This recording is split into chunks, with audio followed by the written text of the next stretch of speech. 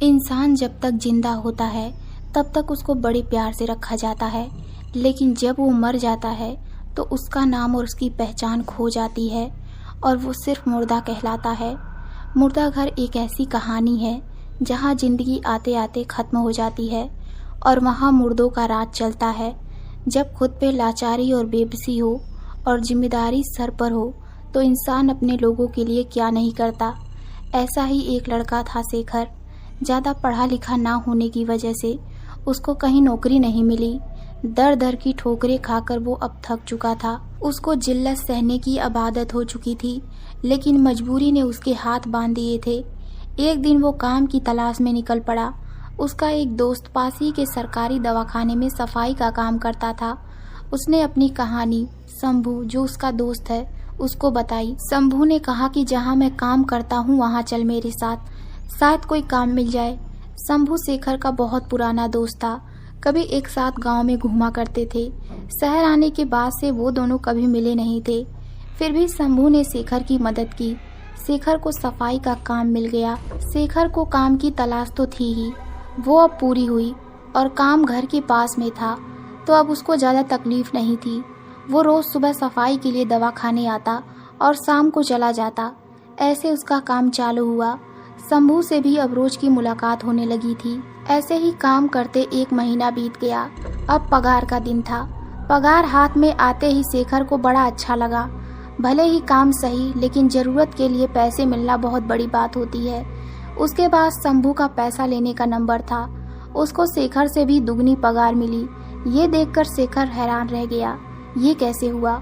दोनों साथ में एक ही काम करते हैं, फिर भी उसकी पगार इतनी ज़्यादा कैसे? घर वापस जाते वक्त शेखर सोच रहा था कि शंभू से पूछूं, लेकिन उसने पूछा नहीं।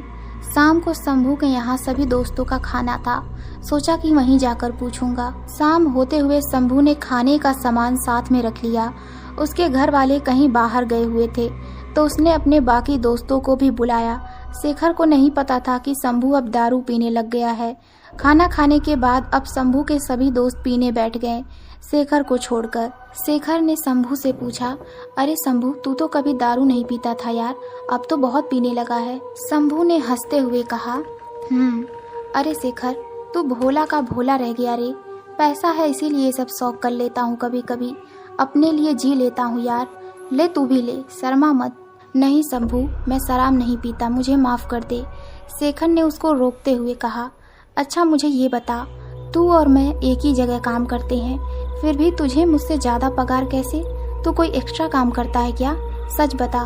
शंभू ने शेखर को एक कोने में ले जाकर बताया, शहर में पैसा कमाने के हजारों तरीके हैं मेरे भाई, बस तू तैयार हो तो सैकड़ों रास्ते खुल जाते हैं। मैं समझा नहीं। शेखर ने फिर से उसको पूछा। मैं रात को उसी दवाखाने के मुर्दा घर में नाइट शिफ्ट करता हूँ, शंभू ने कहा। मुर्दा घर का नाम सुन के शेखर डर गया। उसको सहमा देख शंभू बोला, यही वजह है जिससे मैं ज़्यादा पैसे कमा लेता हूँ। सभी लोग डरते हैं वहाँ जाने से, इसलिए वहाँ कोई काम नहीं करता। मैं करता हूँ तो मुझे पैसे भी बढ़िया मिलता है। मैं दारू लेके जाता हूँ और पी के सो जाता हूँ मुर्दों के साथ मुर्दा घर में। ऐसे बोल के हंसने लगा।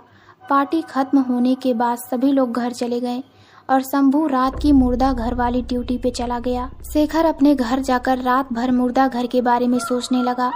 अगर वो भी ये काम कर सके तो उसके कितने सारे अधूरे अरमान पूरे हो जाएंगे, पैसा आएगा और सब घर वालों को खुश कर सकेगा।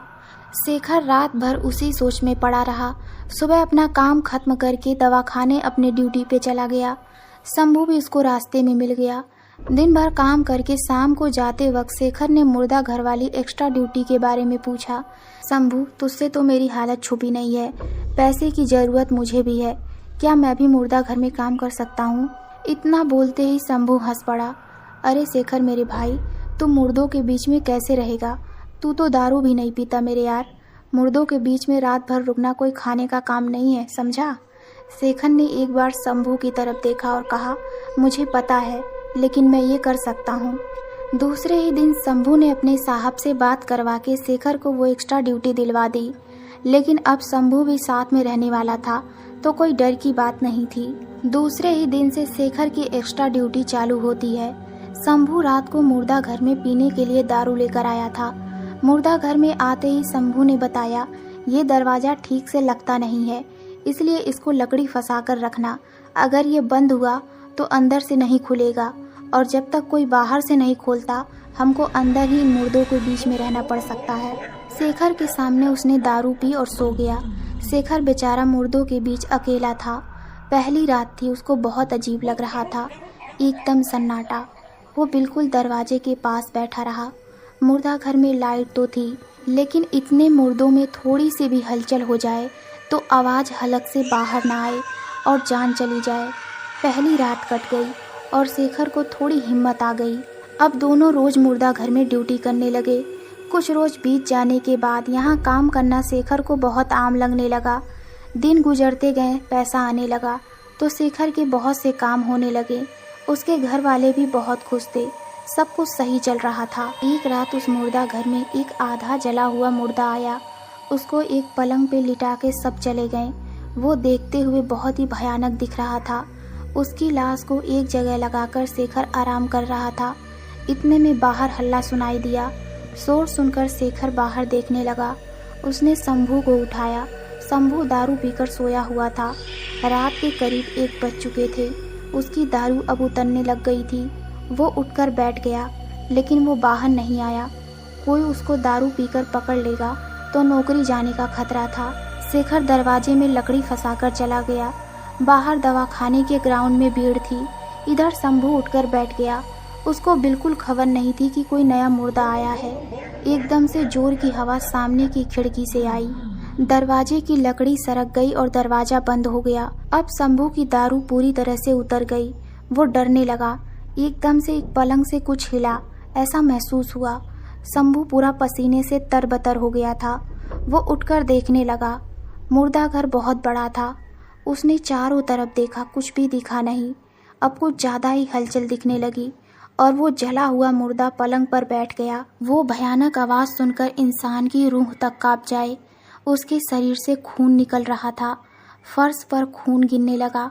बहुत जलने की वजह से चमड़ी लटक रही थी। उसकी एक आँख भी फूट चुकी थी। वो इतना जल चुका था कि कई जगह हड्डी तक दिख रही थी। ऐसा डरावना रूप देखकर शंभू के होश उड़ गए। वो सब कुछ दिल दहला देने वाला था। शंभू चिल्लाने लगा, जोर जोर से दरवाज़ा ठोकने लगा, लेकिन उसकी आवाज़ सुनने वाला कोई नहीं था। वो मुर्दा उठा और चलकर शंभू की ओर आने लगा। उसको देखकर शंभू के सीने में बहुत तेज़ दर्द होने लगा। उसकी सांस फूलने लगी और डर के कारण उसी जगह पर उसकी मौत हो गई।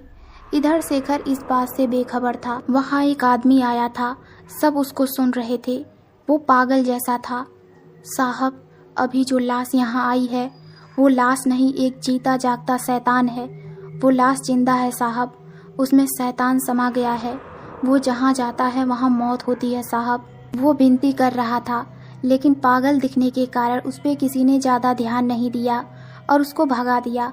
शेखर को एकदम से याद आया कि शंभू अंदर है। वो जल्दी से मुर्दा घर पहुंचा। दरवाज़ा बंद था। उसने झट से दरवाज़ा खोला और सामने देखा कि शंभू नीचे गिरा हुआ है। वो लाश अपने पलंग पर ही थी। उसने शंभू को उठाना चाहा, लेकिन वो उठा नहीं सका। शेखर ने डॉक्टर को बुलाया। उसको देखने के बाद डॉक्टर ने कहा शायद इसको दिल का दौरा पड़ा था और अब ये मर चुका है। शेखर एकदम सन्न रह गया। उसका दिल भी जोर से धड़क रहा था। वो जो बाहर पागल आदमी चिल्ला रहा था, शायद उसकी बात सही थी। बाद में उसका पोस्टमार्टम किया गया। 2 वार्ड बॉय शंभू की लाश मुर्दा घर में लेकर आए।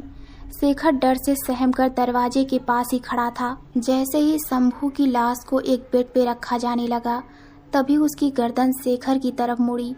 शंभू की आंखें खुल चुकी थी। उसने शेखर को एक नज़र देखा और एक शैतानी मुस्कान उसके चेहरे पे आई।